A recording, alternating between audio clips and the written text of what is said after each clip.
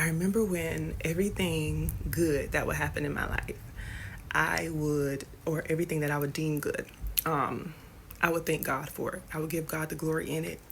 And now that I've gotten closer to God and I'm striving to be stronger and better in my faith and walk with God, I now see that a lot of the things that I would say were good were not actually of God at all.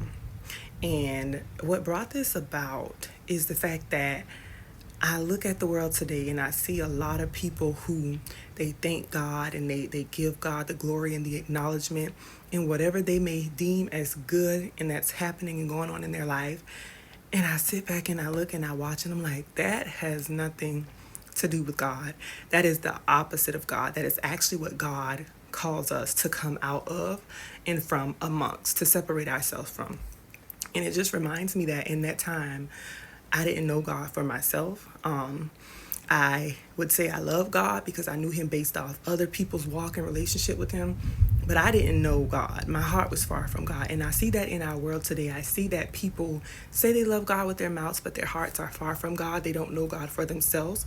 And it's like, wow, I can't judge because I've been there, but it just goes to show you that people truly don't know God. They don't want to get to know God. They just want to say, God, I love you and I thank you for everything that you're doing. They want things when they want it. They want it how they want it.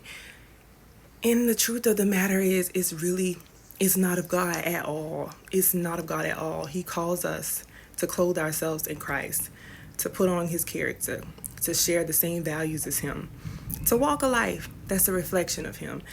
And there's so many people whose lives are far from Christ, far from what Christ's life is, what He calls us to be. So that was something I was just sitting and thinking on, and I just wanted to share.